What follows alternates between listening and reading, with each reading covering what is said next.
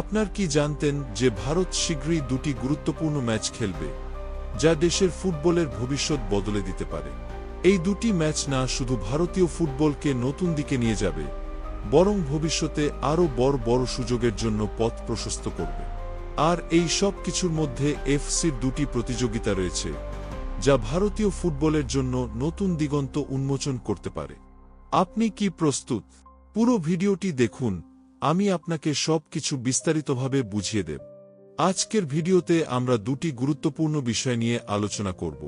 প্রথমত, ভারতের পরবর্তী খেলা দুটি, এবং দ্বিতীয়ত এফসির দুটি প্রধান প্রতিযোগিতা নিয়ে, যেগুলো ভারতীয় ক্লাবগুলোর জন্য এক বিশাল সুযোগ হতে পারে। জানি অনেকেই ভারতের খেলা নিয়ে তেমন আগ্রহ দেখান না, কিন্তু আসুন আজকের ভিডিওতে আমরা এই বিষয়গুলো নিয়ে বিস্তারিতভাবে আলোচনা করি। ভারতের পরবর্তী ম্যাচগুলি ১-৯ এবং ২-৫ মার্চ অন্তত ৫ মিনিট। আগামী ১-৯ ও ২-৫ মার্চ ভারত দুটি গুরুত্বপূর্ণ আন্তর্জাতিক ম্যাচ খেলবে। প্রথম ম্যাচটি মালদ্বীপের বিরুদ্ধে, একটি আন্তর্জাতিক ফ্রেন্ডলি ম্যাচ, এবং দ্বিতীয়টি বাংলাদেশের সঙ্গে, যা এশিয়ান কাপ কোয়ালিফায়ারের অংশ।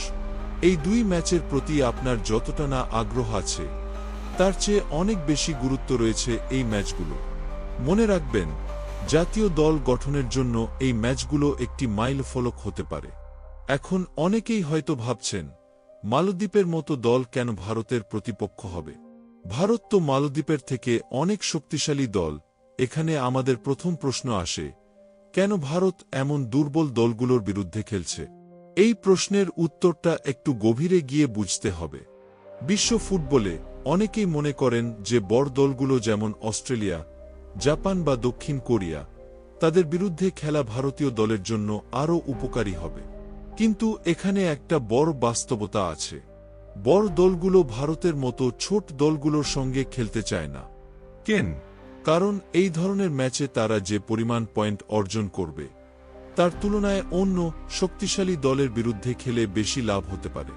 তারা চায় তাদের শক্তি অনুযায়ী দলগুলোর সাথে খেলতে, যেখানে তারা জিতলে তাদের র্যাঙ্কিং সিস্টেমে আরও উন্নতি করতে পারে।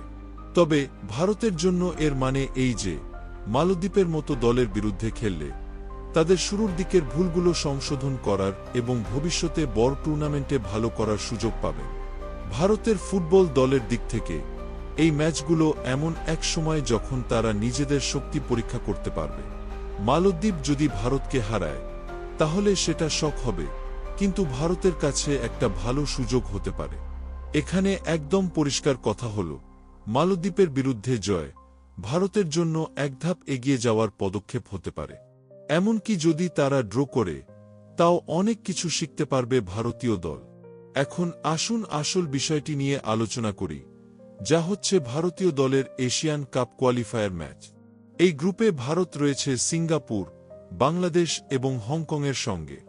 আপনাদের মনে হতে পারে এসব দলের তুলনায় ভারত শক্তিশালী, এবং ভারতের জন্য এসব দলকে হারানো কোনো ব্যাপারই নয়। আসলে এই দলগুলো তেমন শক্তিশালী না হলেও সেগুলো প্রতিদ্বন্দ্বিতায় শক্তিশালী হতে পারে। তাই ভারতীয় দলের জন্য এগুলো কোনোভাবেই সহজ প্রতিপক্ষ নয়। যতটা সহজ মনে হচ্ছে, আসলে ভারতীয় দল কিন্তু এই গ্রুপের মধ্যে জয়ের জন্য যথেষ্ট শক্তিশালী। এই চারটি দলই একে অপরের সাথে অনেকটাই সমান শক্তির হতে পারে। তবে ভারতীয় দল যথেষ্ট প্রস্তুত থাকলে তারা সিঙ্গাপুর, বাংলাদেশ ও হংকংকে হারানোর সক্ষমতা রাখে। এই খেলাগুলোর মধ্যে যদি ভারত কোনো বড় দলের সঙ্গে ড্র করতে পারে বা হারে না, তাহলে ভারতীয় দলের র্যাঙ্কিং বেশ ভালোভাবেই উপরের দিকে চলে যাবে। তবে একটা বিষয় মনে রাখতে হবে, এসব ম্যাচ ফ্রেন্ডলি ম্যাচ নয়, বরং তারা আন্তর্জাতিক কোয়ালিফায়ার ম্যাচ, যার ফলে র্যাঙ্কিং অনেক বড় পার্থক্য তৈরি করতে পারে। এফসি প্রতিযোগিতাগুলি ACL2, চ্যালেঞ্জ লিগ এবং চ্যাম্পিয়ন্স লিগ ১-০ মিনিট। এখন আসি এফসি প্রতিযোগিতার দিকে, যেটি ভারতীয় ক্লাবগুলোর জন্য একটি নতুন সম্ভাবনা নিয়ে আসছে। এখানে দুটি গুরুত্বপূর্ণ টুর্নামেন্ট রয়েছে, ACL2 এফসি কাপ এবং এফসি চ্যালেঞ্জ লিগ। মনে রাখবেন, পূর্বে এফসি শুধুমাত্র দুটি টুর্নামেন্ট পরিচালনা করত, এফসি চ্যাম্পিয়ন্স লিগ এবং এফসি কাপ। তবে এখন একটি নতুন স্তর যোগ হয়েছে, যার মধ্যে কিছু ক্লাবগুলোর জন্য আরও সুযোগ তৈরি হয়েছে। এখন ACL2 ও চ্যালেঞ্জ লিগের মধ্যে একটি পার্থক্য আছে। ACL 2-তে যেমন বেশি শক্তিশালী দল থাকে, তেমনি চ্যালেঞ্জ লিগে ভারতীয় ক্লাবগুলো সুযোগ পেতে পারে।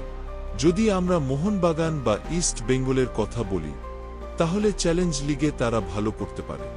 এতে করে তাদের প্রথম আন্তর্জাতিক ট্রফি জেতার যথেষ্ট সুযোগ রয়েছে। মোহনবাগান যদি এই টুর্নামেন্টে ভালো করে, তাহলে তাদের কাছে চ্যাম্পিয়ন হওয়ার সম্ভাবনা প্রচুর। এখন যদি তারা ACL 2-তে অংশ নিত, তবে অনেক শক্তিশালী প্রতিপক্ষের সাথে তাদের লড়াই করতে হতো, কিন্তু চ্যালেঞ্জ লিগে সেগুলো কম এবং ভারতীয় ক্লাবগুলো ভালো পারফর্ম করতে পারলে চ্যাম্পিয়ন হতে পারে। মোহনবাগানের সুযোগ, চ্যালেঞ্জ লিগ এবং ACL 2 5 মিনিট। মোহনবাগান যদি FC চ্যালেঞ্জ লিগে খেলে, তাদের প্রথম আন্তর্জাতিক ট্রফি জেতার একটা বিশাল সুযোগ থাকবে। এটি ভারতীয় ফুটবলকে সম্পূর্ণ নতুন দিগন্তে নিয়ে যেতে পারে। কিন্তু কিছু মানুষ হয়তো ভাবতে পারেন, মোহনবাগান তো এখন চ্যাম্পিয়ন্স লিগে খেলার মতো উপযুক্ত নয়। তবে এই মুহূর্তে চ্যালেঞ্জ লিগই তাদের জন্য সঠিক জায়গা হতে পারে।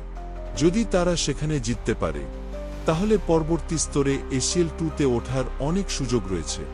এটা এমন নয় যে চ্যালেঞ্জ লিগে কোনো প্রতিদ্বন্দ্বিতা থাকবে না, হতে পারে কঠিন। তবে যদি মোহনবাগান এই প্রতিযোগিতায় অংশ নেয়, তাদের জন্য পুরস্কার অনেক বড় হতে পারে। এই ট্রফি যদি তারা জেতে, তা হবে ভারতীয় ফুটবলের জন্য এক ঐতিহাসিক মুহূর্ত। এখন FC চ্যালেঞ্জ লিগ বা ACL 2 কোনটা ভারতের ক্লাবগুলোর জন্য ভালো হবে, সেটা নিয়ে আপনাদের মতামত কি? আসুন কমেন্টে জানান। উপসংহার: আপনার মতামত জানাতে ভুলবেন না, এবং যদি ভিডিওটি ভালো লাগে, তবে চ্যানেলটি সাবস্ক্রাইব করতে ভুলবেন না। ভারতীয় ফুটবলের জন্য ভবিষ্যতের অনেক সুযোগ আছে, এবং আমাদের সকলে একত্রিত হয়ে এই যাত্রায় তাদের পাশে থাকতে হবে। জয় মোহনবাগান।